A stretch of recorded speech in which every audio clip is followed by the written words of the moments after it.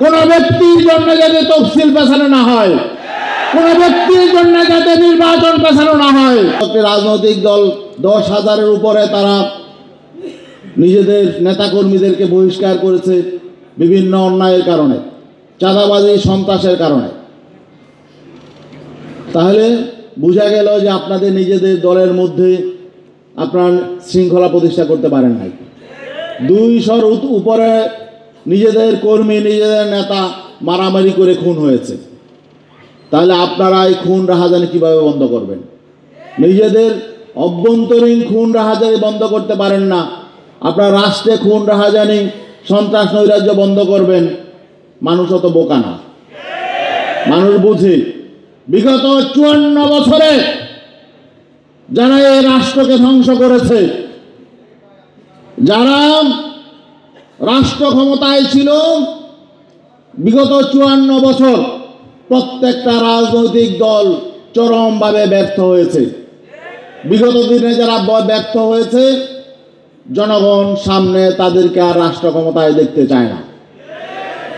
এই জন্যই আজকে জনগণ ইসলামী এবং দেশপ্রেমিক শক্তির পেছনে ঐক্যবদ্ধ হচ্ছে, আর এটা দেখে তাদের মাথা গরম হয়ে গেছে।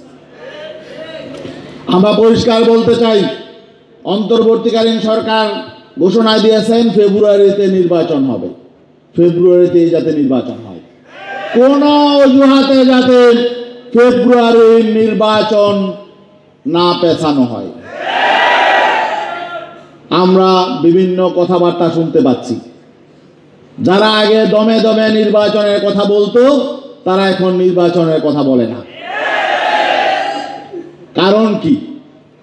তাদের যেই ঘোষিত প্রধানমন্ত্রী ক্যান্ডিডেট তিনি এখনো ভোটার হন নাই। তো যে ভোটার হয় নাই সে নির্বাচন করবে কিভাবে?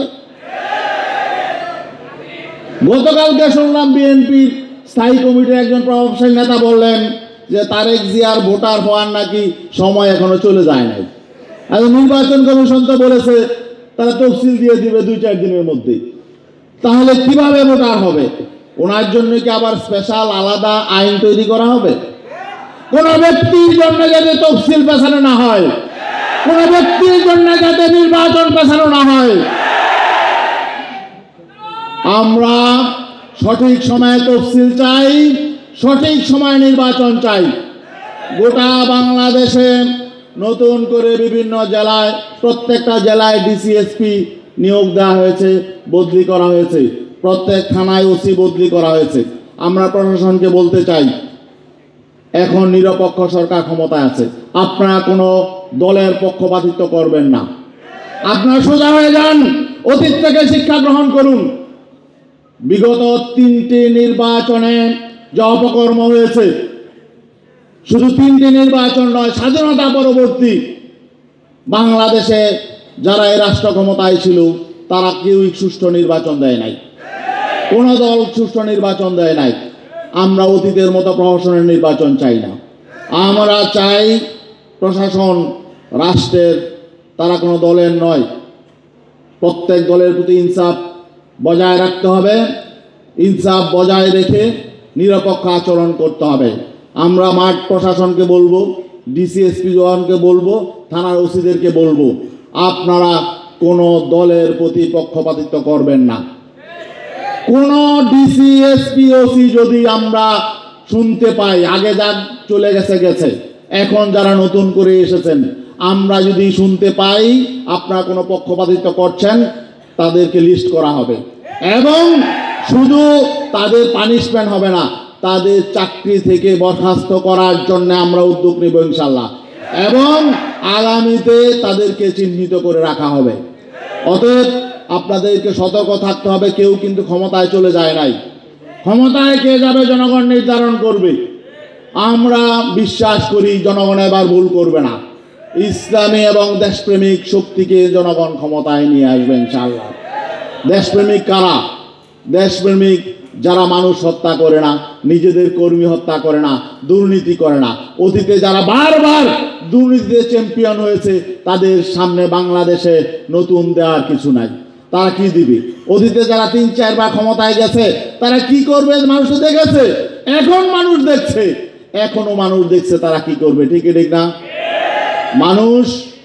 মানুষ অপেক্ষা করছে, নতুন বাংলাদেশের অপেক্ষা করছে, নতুন বন্দোবস্তের অপেক্ষা করছে, আর নতুন বাংলাদেশ বিনির্মাণের জন্য চরমনায়ের পীর সাহেব তিনি যে ঐক্যের ডাক দিয়েছেন, ঐতিহাসিক ঐক্যের ডাকে জনগণ সাড়া দিয়েছে, জনস্রোত তৈরি হয়েছে।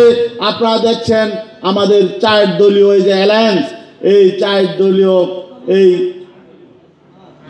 8 দলীয় আমাদের যেই অ্যালায়েন্স রয়েছে, এই 8 দলীয় এই অ্যালায়েন্সের নেতৃত্বে কিন্তু গণজোয়ার তৈরি হয়েছে। ইনশাআল্লাহ আমরা এই 8 দল নিয়ে নির্বাচনে যাব।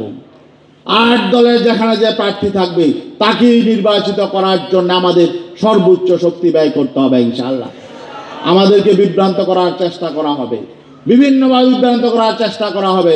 ওলামায়ে কেরামের প্রতি আমাদের অনুরোধ থাকবে, আপনারা বাস্তবতা মেনে নিন। আপনারা আগামীতে যাতে কেউ আমাদের ইসলামী শক্তিকে বিভক্ত করতে না পারে, এজন্য আপনাদের সতর্ক থাকতে হবে। বিভিন্ন রকম অজুহাত তৈরি করা হবে, এগুলো ঐক্যবদ্ধভাবে মোকাবেলা করতে হবে। এই সুযোগ আমাদের কাজে লাগাতে হবে। আমরা মনে করি এই সুযোগ আল্লাহ আমাদেরকে তৈরি করে দিয়েছেন, এই সুযোগ যদি আমরা কাজে লাগাতে না পারি তাহলে আগামী 100 বছরে এই সুযোগ আসবে না। অতএব দেশের স্বার্থে, ইসলামের স্বার্থে, মানবতার স্বার্থে আমাদেরকে এই সুযোগ কাজে লাগাতে হবে।